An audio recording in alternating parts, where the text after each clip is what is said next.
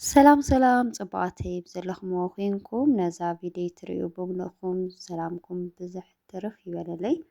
ነዛ ቻናል ሓደሽቲ ዝኾንኩም ሳብስክራይብ ብምግባር ቤተሰብ ኩኑ።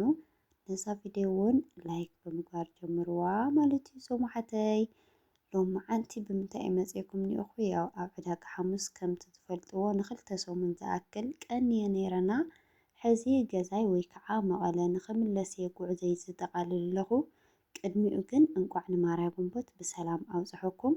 በርግጥ ጽባሕ የኽሰዳ እዛ ቪድዮ እዚኣ ማለተይ ሰንበት የኽሰዳ ሎማዓንቲ ቀዳም ማርያ ጉንቦት ቮይስ ልገብረልኩም ኣለኹ። ወርሕና ጊዜና ናይ ሰላም ናይ ፍቕሪ ክኾነልና ምኞቶ እዩ። ሕማቕ ኩሎ ርሕቕ ኣቢሉ ፀፅቡኡን ሰምዐሉን ንሪኤሉን ጊዜ ይምፀልና። እግዚኣብሔር ኣምላኽ ዘመንና ጊዜና ይቐይረልና። ናበልኩ ጉዕዘይ ከርእየኩም እየ ማለት እዩ። ኣብዚ ያው ኣነ ከምቲ ኩሉ ጊዜ ዝብለኩም ዝኾነ ነገር ተሓስየ ብጣዕሚ እንድየ ህወኽቲ ቀዳም ንክመፅእ ዓረበይ ንግሆ ከምዚ ትሪእዎ ኣለኹም ክዳውንተይ እናጠራነፍኩ እየ ማለት እዩ። ውይ ዝዓረብ ንግሆ ግን ብጣዕሚ እዩ ደቢርኒ እኒኦ። ዝደበረ ገፂኹም ትሪኡ ኣለኹም። ደቂሰ እየ ነይረ በቃ ብድብርቲ ኣነ ቀትሪ ምድቃስ ብጣዕሚ እየ ዝፀልዋ። ግን በቃ ሓደ ጊዜ ዝኾነ ድብርት ነገር ይስማዓካ እሞ ብፍላይ ከዓ ሶፋ ምድቃስ ደስ ይብለኒ እና ደቂሰ ነይረ። እስኪ ተስኢን ንምንታይ ክዳነይ ዘይዓፃፅፍ ኢለ ከምዚ ክዳውንተይ እናዓራረብኩ እየ። እዛ ትሪእዋ ኣለኹም ሓፍተይ ከዓ ቡና እናፍልሐትለያ ማለት እዩ።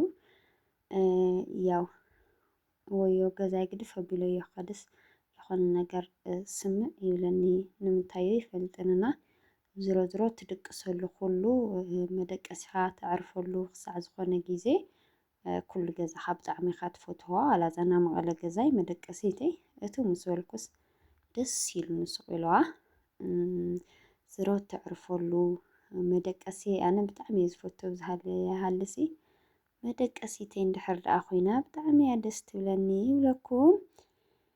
ኣብዚ ክዳውንተይ ጠቓሊለ ዓፃፂፈ ከምዚ ትሪእዎ ኣለኹም ሻንጣይ እናዓፀኹ እየ ኣብዚ ማለት እዩ። ቀሪቦ እየ ክሓድር እየ ከምዚ ትሪእዎ ኣለኹም ኣብዚ ቀሪቦ እየ ክሓድር እየ ማለት እዩ። ቀሪበ ሓዲረ ንግሆ ባሕቲ እዚ ከዓ ያው ና ንግሆ ባሕቲ እዩ። ንግሆ ባሕቲ ተሲኢና ከምዚ ትሪእዎ ኣለኹም እዛ ሽኮር ሓፍተይ ቡና እናፍልሐትና እያ ማለት እዩ። ቡና ሰቲና ገዓትና ባሕቲ በሊዕና ማዘረይ እውን ንግሆ መፅያ ገዓት ገዓዓይታትና ደስ ልብል ባሕቲ ኣሕሊፍና ማለት እዩ። ግን ያው ባሕቲ ምድሪ ቀትሪ ከዓ ኣብ ጉዕዞ የሕሊፎዮ ዝደበረኒ ነገር ዳቦይ ዳፋዘር ገጠር መዓል ማርያ ጉንቦትና መስቀል ብጣዕሚ ደስ ዝብለኒና ኣጋጣሚ ቆፂረዮም ሲ ዘይመፃኹ ብስራሕ እየ ኣጋጣሚ ስራሕ እኒአኒ ኮይኑ ኣውደ ኣመት ምድሪ መፅአን ቤ ከድየ እየ ናበልኩ ነይረ። ዓመ ከም ኣይለ ሓሊፋትኒ ክመፅእ ናበልኩ ከይኸድኩም ለምዘን ከዓ ከምኣና ክፍእ ድብር ኢሉኒ እዩ። ዝሮ ዝሮ እስኪ እግዚኣብሔር ይመስገን ንዓመታ ብሓንሳብ ንውዕለሉ ጊዜ ከምፀና ይኸውን። ኣብዚ ቡና እናሰተኹ እየ። ጥዑም ዝሓፍተይ ከም ቡና ኩሉ ይፍተኺ ጥዑም እዩ ቡናኺ ይብላ ኣለኹ። ያው ጥዑም እዩ ቡና ዝሓፍተይ ዋ ግን እንታይ ረጒደ ዶ ረጒደ ዶ ይመስለ ድሎ ክቡራ ተኸታተልተይ ዕዳጋ ሓሙስ ዶ ተመችዩኒ መቐለ? እስኪ ኮሜንት ሃቡኒ። በርግጥ ኣነ መቐለ እያ ተመችያትኒ ነብሰይዋ። ኣብዚ መኪና ክመፀኒ ኮይኑ ከምዚ ትሪእዎ ኣለኹም ሻንጣይ ጠቓሊለ ክዳነይ ቀያይረ ናብ ጉዕዞ እየ ማለት እዩ። ኣርሰዋዩ ዝናሰዓምክዋ እያ እዛ ማዕረይ የኔ ማር እዛ ጓለይ መቐረት ክፍለያ ብጣዕሚ ይኸቢድኒ።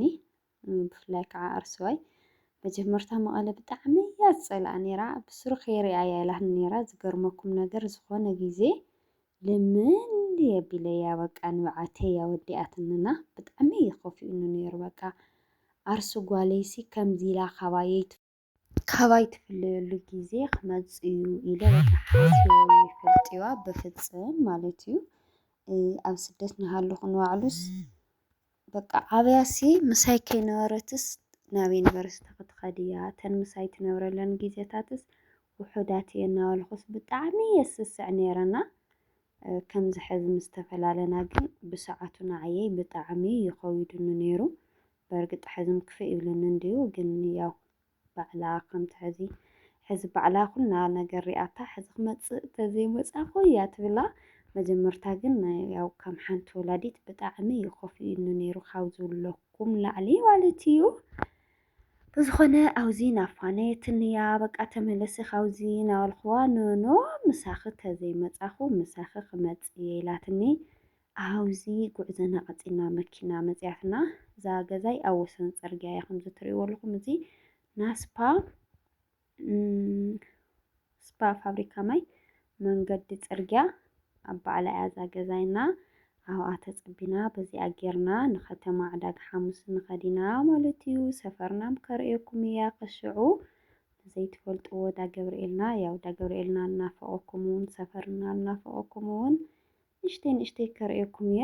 ብዓብዩ እንኳን ቀሪፀልኩም ኣለኹ እንድየ ክሳዕ ሰዶ ኣብዚ ብክፋሉ ከርእየኩም እየ ማለት እዩ። ከምዚ ትሪእዎ ኣለኹም እዚ ጉዕዞና ቀፂልና ማለት እዩ። በዚ ጥቃና መከላከያ ሰሜን እዝ ናቐደም ሕዚ ትርእይዎ ዕኒኒኒ ኢሉ እዩ ከም ቀደሙ ዳ ኣይኮነን እምበይ። ኣብዚ ኣርስዋይ ትርእይዎ ኣለኹም ተፋንወንላ እያ ኣረ ቤዛ ከቕረይ ተበልክዋ ኖኖ ምንም የዘይቀሪ ያላትኒ ኣብያትኒ እያ ማለት እዩ። ኣብዚ ኣብ ከተማና ከተማ ዕዳጋ ሓሙስ ኣቲና ከተማ ዕዳጋ ሓሙስና ከዓ ብክፋሉ ነዚ ይመስል ማለት እዩ። ብዳ ገብርኤል መእተዊ ወይ ከዓ ወልዋሎ ብወልዋሎ መእተዊ ማለት እዩ። እና እስኪ ናብቲ ዝነበረ ኩሉ ከብለኩም እየ ሓቢርኩምኒ ክሳዕ መወዳእታ ፅንሑ መቐለ ኸ ከመይ ፀኒሓት ንዝብል ከርእየኩም እየ። ዝገርመኩም ነገር ያው ዳርጋ ካብ ገዛይ ካብ ዝወፅእ 4 ሰዓታት ዝኣክል እየ ደገ ፀኒሐና መቡ እዛ ዓርከይ እዛ መሳርሕተይ ማለት እዩ ክትፅበየኒ ውዒላ ኣጓግል ገይረያ የውዒለ ካብ ኩሎ ተፀባይ ገበርካ ድዩ ዝበሃል ንግሆ ትሒዛ ዝተፀበየት ንሲ 4 ሰዓት እየ ኣትየ ንመቐለ። ኣብዚ ዕዳጋ ሓሙስና ሬመይ ትርእይዋ ኣለኹም ሓወልትና ነዚኣ ትመስል።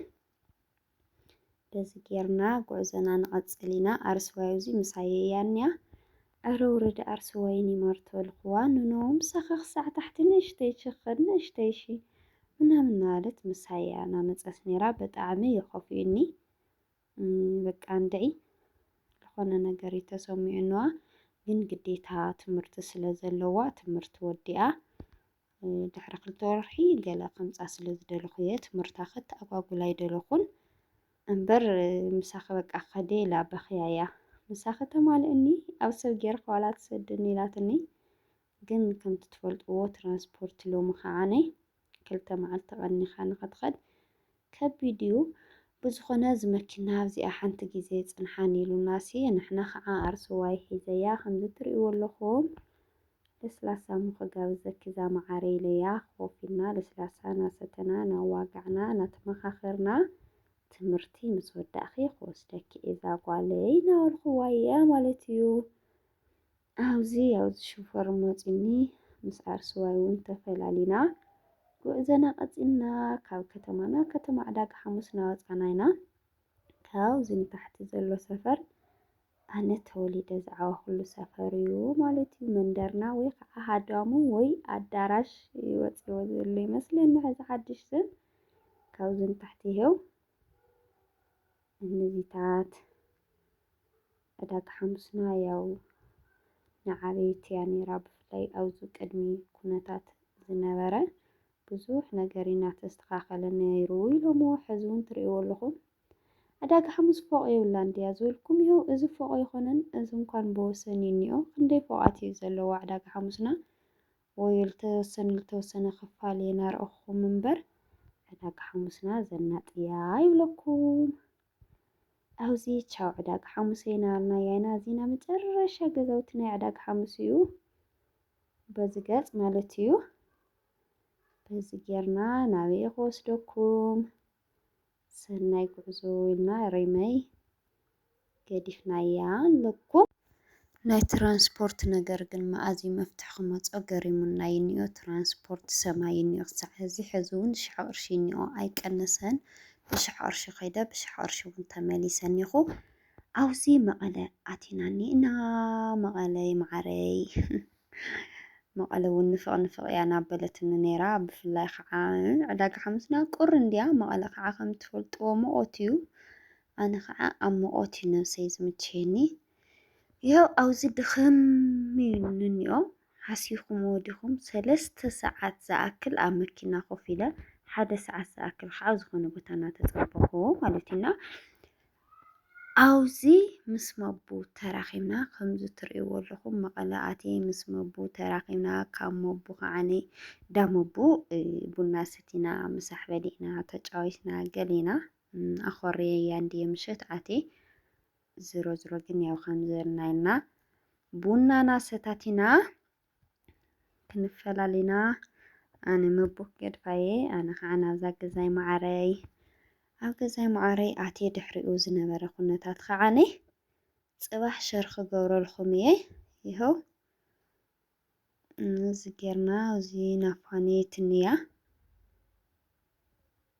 ኣብዚ ተመስገን ኣምላኽ ገዛይ ማዕረይ ብሰላም ኣትየ ብጣዕሚ ደስ ኢሉኒ እውይ ገዛይ ማዕረይ ኣብዚ ገዛይ ሓፃፂበ ገለ የኸይደ ነይረ ክምለስ እናሃለኹ ከይድብረኒ ኢለሲ ኩሉ ኣቑሑት ቡናይ ኣለዓኢለ ናብ ሓደ ኣኪበ ሓፂበ የድርቕ ኢለ ገዲፎ የኸይደ ነይረ ሕዚ ከዓ ዳግም ያው ኣወራ ገለ ኣትይዎ ስለ ዝኾነ ኣብኣ ናሃለዋ ኣፀራርየ ገዛይ ፅባሕ ከዓ ፋ ዝበለ ቡና እናሰተኹ ሸር ክገብረልኩም እየ ሰናይ ንዓኹም ቻው